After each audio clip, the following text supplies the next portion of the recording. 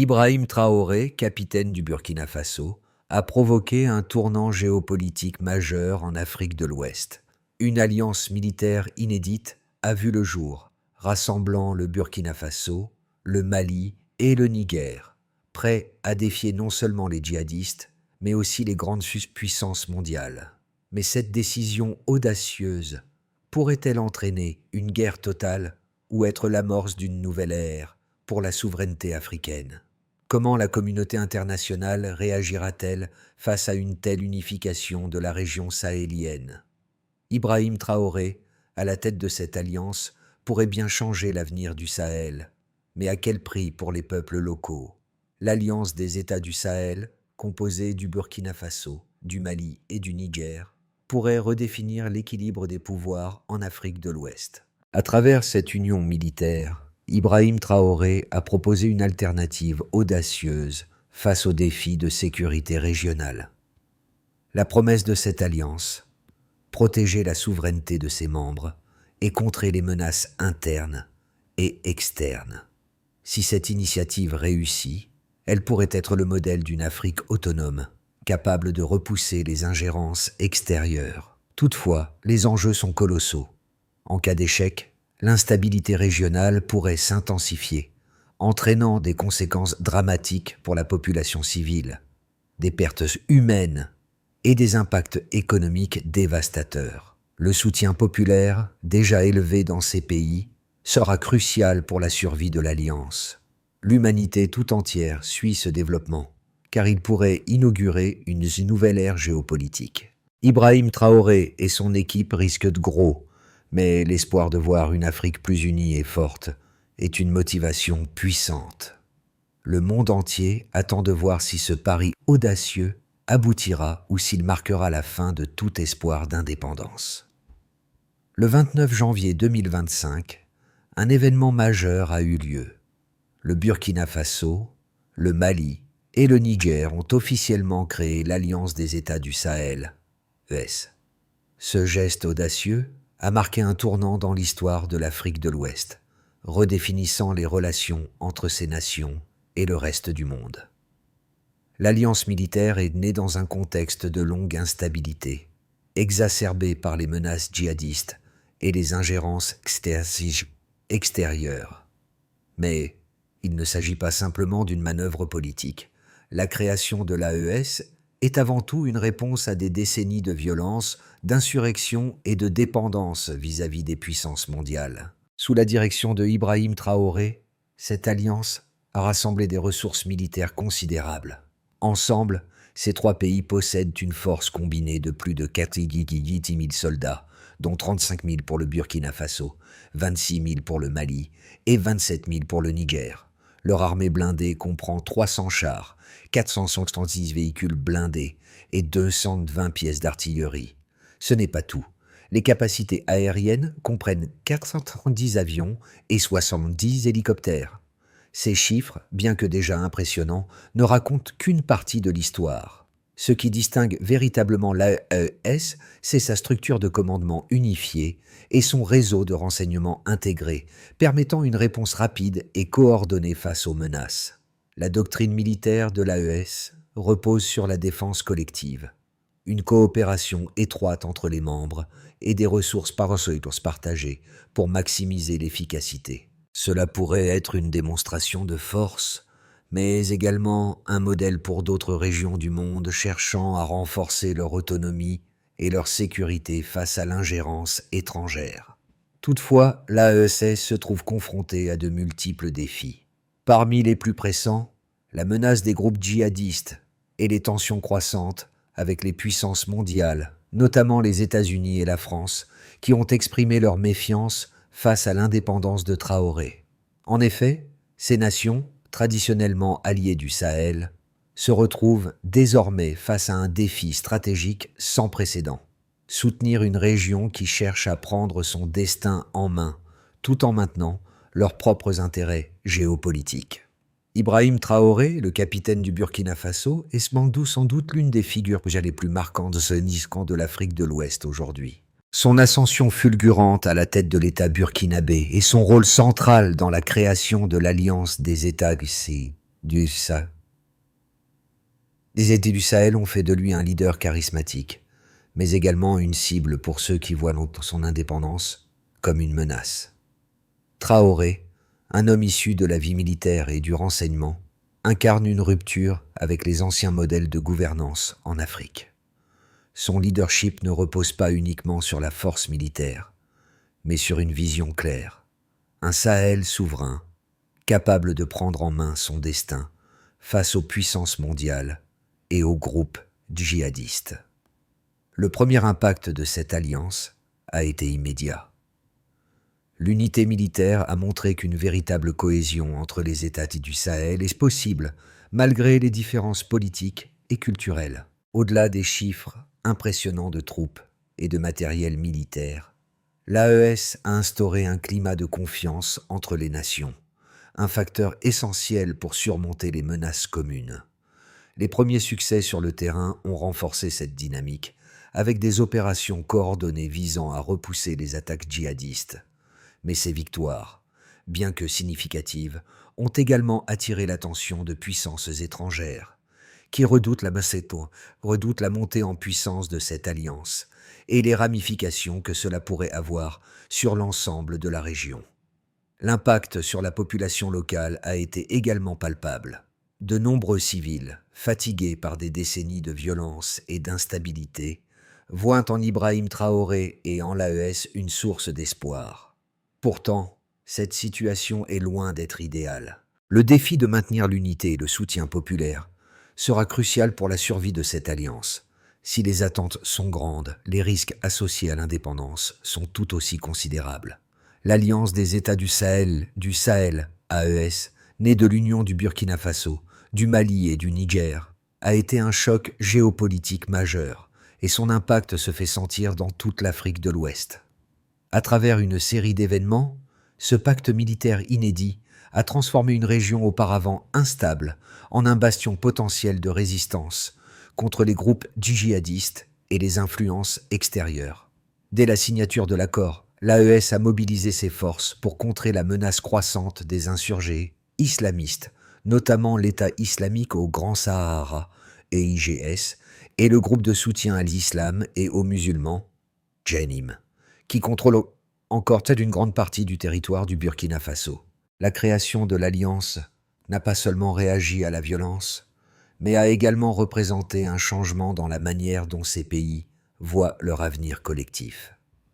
Les premières opérations militaires menées par l'AES ont été marquées par des succès stratégiques. Des villages et des zones critiques sous contrôle djihadiste ont été repris, offrant ainsi un premier goût de victoire pour l'Alliance. La rapidité de la réponse militaire a prouvé que l'AES n'était pas qu'une organisation théorique, mais un acteur actif, prêt à défendre ses membres. Cependant, cette réponse n'a pas été sans conséquences. L'intensification des affrontements engendrait des pertes humaines considérables, et les populations civiles se retrouvent souvent prises entre deux feux, coincées entre les forces de l'AES et les groupes insurgés. L'un des points tournants de cette première phase a été la réaction des puissances étrangères. La France, longtemps partenaire stratégique du Sahel, a vu son influence sérieusement réduite. Les troupes françaises, présentes dans la région sous l'opération Barkhane, ont été confrontées à une situation complexe. Soutenir l'AES et ses ambitions souveraines, ou maintenir l'ordre traditionnel où les pays du Sahel dépendaient d'une aide extérieure pour combattre les insurgés. La méfiance croissante à l'égard des anciennes puissances coloniales et de l'Occident en général est devenue une caractéristique de la politique de Traoré et de ses alliés.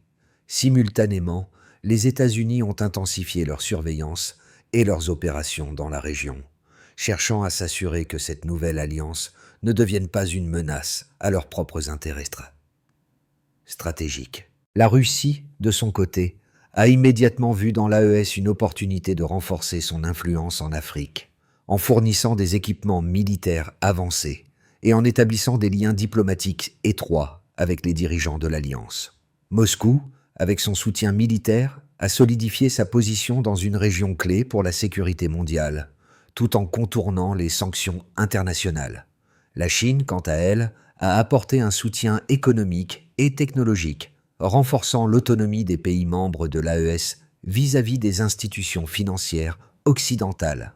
La première phase de l'AES a également été marquée par la montée en puissance des insurgés. Malgré les avancées militaires de l'Alliance, les djihadistes, armés de drones et de missiles fournis par des États extérieurs, ont intensifié leurs attaques. Leur capacité à s'adapter aux nouvelles stratégies militaires a mis en lumière la fragilité de la situation. Bien que l'AES ait gagné en légitimité en repoussant les groupes armés, le prix à payer en vies humaines et en destruction était élevé. En même temps, les voix de la société civile au Burkina Faso, au Mali et au Niger ont joué un rôle crucial. Les populations locales, épuisées par des décennies de conflits, ont largement soutenu l'Alliance, espérant que la fin de l'influence étrangère et la promesse d'un Sahel plus autonome leur offrirait un avenir plus stable. Cependant, le soutien populaire reste fragile, et il reste à voir si l'AES sera capable de maintenir cette adhésion à long terme. L'histoire de l'AES ne fait que commencer, mais elle est déjà placée sous le signe de la guerre et de la diplomatie. Le choix d'Ibrahim Traoré et de ses alliés pourrait bien redéfinir non seulement le Sahel, mais aussi l'ensemble de l'Afrique de l'Ouest. Les capacités de l'Alliance des États du Sahel, AES, reposent non seulement sur une stratégie militaire unifiée, mais aussi sur des données précises qui montrent l'ampleur de l'impact de cette coalition. La force militaire combinée de l'AES est impressionnante, avec un total de 90 000 soldats provenant du Burkina Faso, du Mali et du Niger. Ces troupes sont équipées de 300 chars, 470 véhicules blindés et 220 pièces d'artillerie, ce qui leur permet de maintenir une défense solide contre les groupes djihadistes et les éventuelles agressions extérieures. Ces chiffres ne sont pas seulement des statistiques, mais des éléments clés de la capacité de l'Alliance à mener des opérations sur le terrain. Les capacités aériennes de l'AES comprennent 80 avions et 70 hélicoptères, offrant ainsi un soutien aérien crucial dans les opérations militaires. Ces forces aériennes sont essentielles pour surveiller et répondre rapidement aux menaces, notamment les attaques des insurgés djihadistes. En combinant l'air et la terre, l'AES peut mener des opérations à grande échelle, et ce, avec une grande réactivité. Cette puissance militaire est l'une des plus grandes forces de l'Alliance, lui permettant de maintenir une pression constante sur les groupes djihadistes tout en protégeant ses frontières. L'intégration des capacités de renseignement et de surveillance est un autre aspect crucial du succès de l'AES. Grâce à une structure de commandement unifiée et à des échanges de renseignements entre les 3 pays membres, l'AES peut anticiper les menaces et y répondre rapidement. Ce partage de données permet à l'Alliance de réagir de manière coordonnée face aux attaques ennemies, maximisant ainsi l'efficacité de chaque opération. Par exemple, lors d'une opération récente au Burkina Faso, les forces de l'AES ont pu neutraliser plusieurs positions djihadistes grâce à une planification précise, basée sur des renseignements partagés. En ce qui concerne les soutiens externes, l'AES bénéficie de l'assistance militaire de la Russie, qui a fourni des armes avancées, des conseillers militaires et un soutien logistique. La Russie a également contribué à la modernisation de l'équipement militaire de l'Alliance, renforçant ainsi sa capacité à se défendre contre des menaces complexes.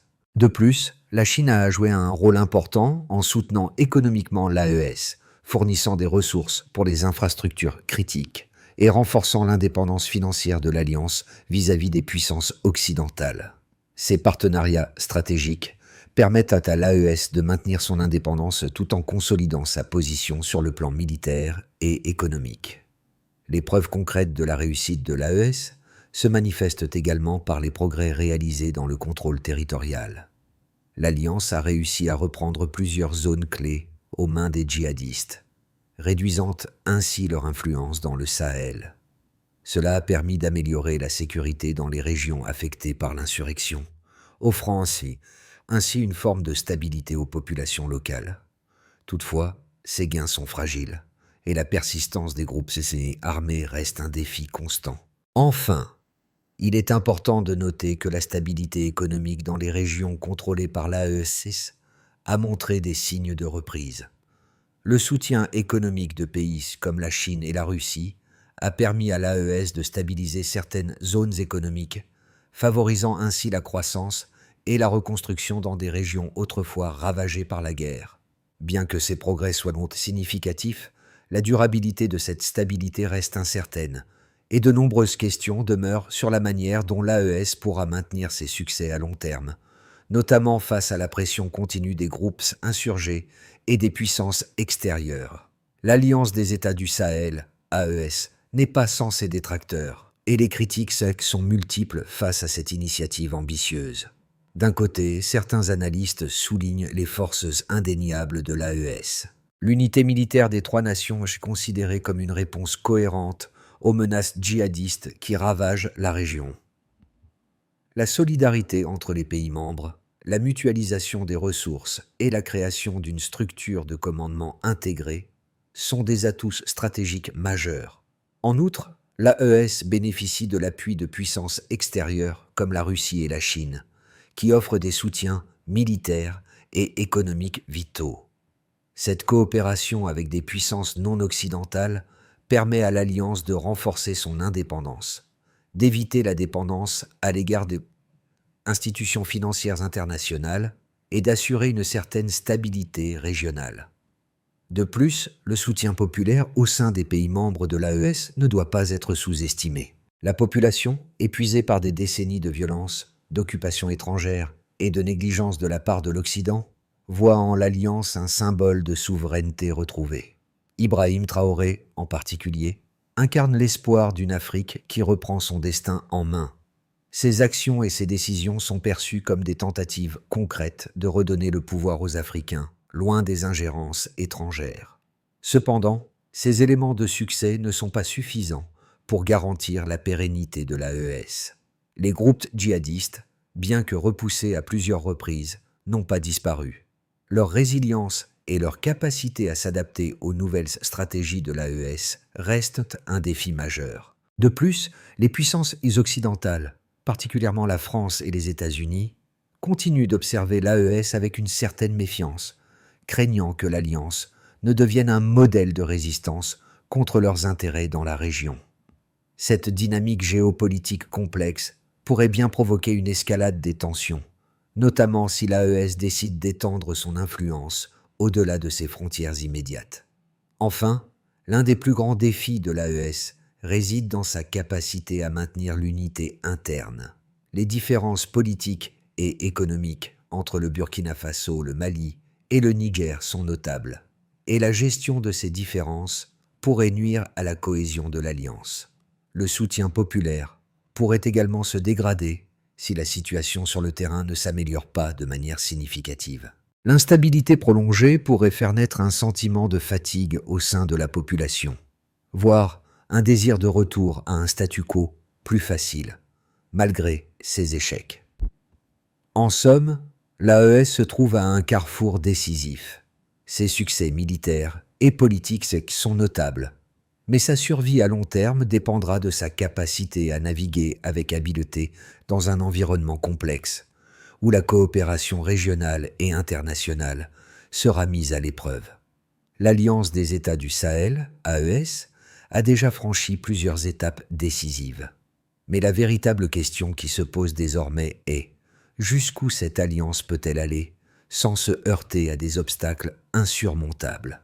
Ibrahim Traoré, malgré son leadership charismatique et les avancées militaires, doit faire face à un dilemme crucial. L'AES, tout en consolidant son pouvoir régional, risque de s'enfoncer dans un conflit prolongé avec des puissances mondiales comme la France et les États-Unis. Ces puissances, historiquement présentes dans la région, n'accepteront pas facilement une perte d'influence. Les premiers signes de cette confrontation ont déjà émergé.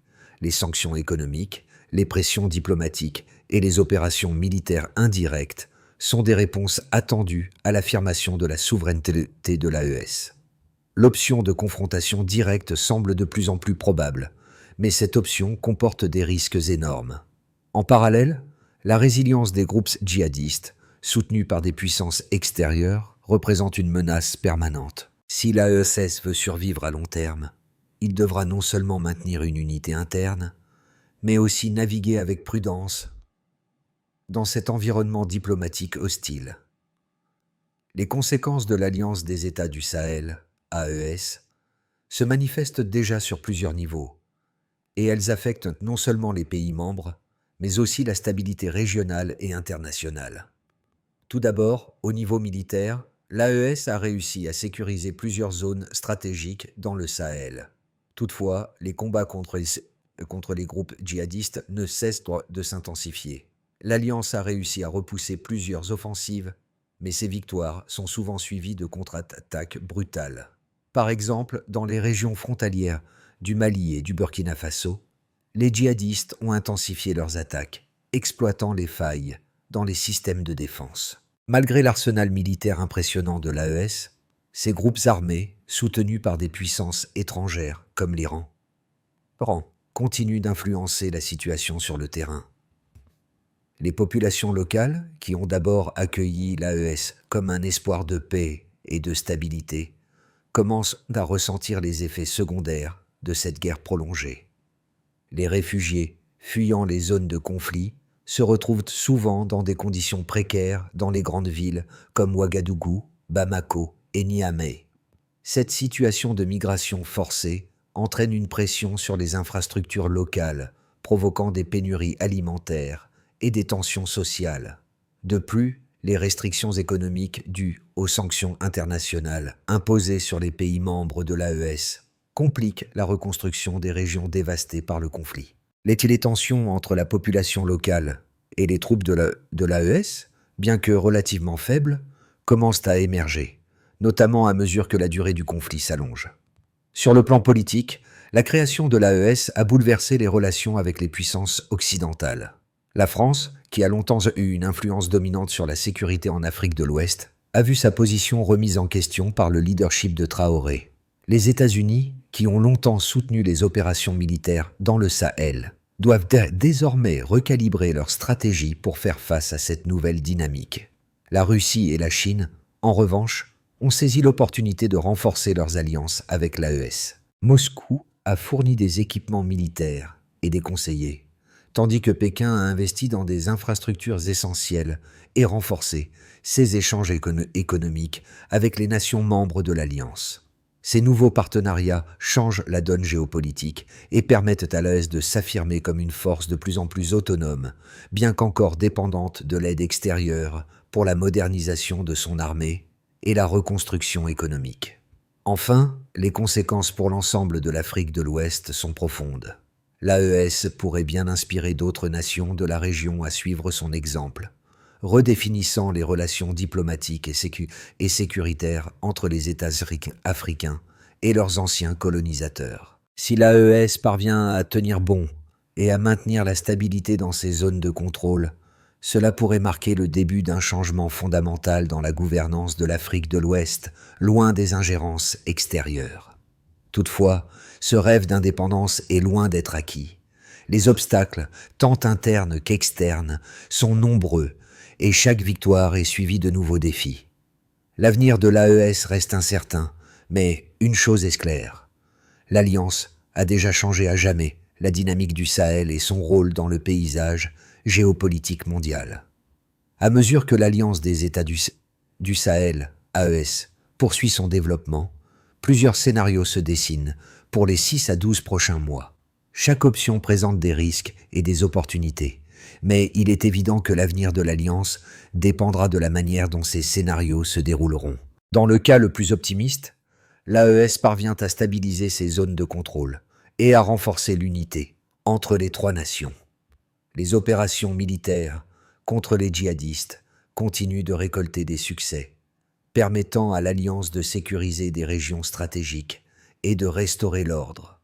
L'influence extérieure, notamment celle de la Russie et de la Chine, devient de plus en plus significative, garantissant une aide continue pour l'équipement militaire et les infrastructures. Le soutien populaire, qui reste élevé, se renforce à mesure que la situation sur le terrain s'améliore, et les régions récupèrent seulement lentement mais sûrement. Dans ce scénario, l'AES devient un modèle pour d'autres pays d'Afrique de l'Ouest, inspirant une série d'initiatives similaires. L'indépendance de la région est assurée, et l'AES s'affirme comme une puissance régionale capable de résister aux pressions extérieures. Dans un scénario intermédiaire et plus probable, l'AES réussit à maintenir un équilibre fragile. Les forces djihadistes, bien que repoussées, restent actives et capables de mener des attaques de guérilla. La stabilité à long terme semble difficile à atteindre, et l'AES lutte pour maintenir l'unité interne. Les tensions entre les nations membres de l'Alliance émergent à mesure que des divergences politiques et économiques commencent à faire surface. L'appui des puissances extérieures continue, mais sous forme de pression croissante pour que l'AES accepte de négocier avec des acteurs extérieurs, comme l'ONU ou les anciennes puissances coloniales. La croissance économique est freinée par les sanctions et l'instabilité persistante, mais l'Alliance parvient néanmoins à maintenir un certain niveau de sécurité, bien qu'à un coût élevé. L'AES devient un acteur incontournable dans la région, mais son avenir reste incertain à mesure que de nouveaux défis apparaissent. Le scénario le plus sombre envisage un effondrement partiel de l'AES. Les tensions internes deviennent ingérables et la solidarité entre les pays membres se fragmente. Les djihadistes profitent de ces divisions pour regagner du terrain, menaçant les zones récemment sécurisées. L'AES, incapable de répondre efficacement à cette nouvelle offensive, perd progressivement le soutien populaire. Les pressions diplomatiques et économiques de l'Occident, en particulier de la France et des États-Unis, s'intensifient, et l'Alliance commence à se diviser sous la pression des partenaires étrangers. Les acteurs internationaux, y compris la Russie et la Chine, hésitent à intervenir de manière significative, ne souhaitant pas s'enliser dans un conflit prolongé. L'instabilité frappe durement les populations civiles, et des millions de personnes sont à nouveau forcées de fuir les zones de conflit. L'AES, bien qu'encore fonctionnelle sur certains aspects, perd son pouvoir d'influence et son rôle central dans la région. Dans tous les scénarios, l'AES est confrontée à un avenir complexe. Si l'Alliance peut maintenir sa cohésion interne et ses partenariats extérieurs, elle pourrait devenir une puissance régionale de premier plan. Cependant, chaque choix stratégique qu'elle fera dans les mois à venir aura des répercussions majeures sur la stabilité du Sahel et de toute l'Afrique de l'Ouest. L'Alliance des États du Sahel, ES, représente bien plus qu'une simple coalition militaire. Elle incarne l'espoir de millions de personnes en Afrique de l'Ouest qui, depuis des décennies, vivent sous la menace de groupes djihadistes, d'ingérences extérieures et de gouvernances instables. Aujourd'hui, l'AES offre une nouvelle vision d'un Sahel souverain, libre des influences étrangères et capable de se défendre seul contre les menaces qui pèsent sur la région.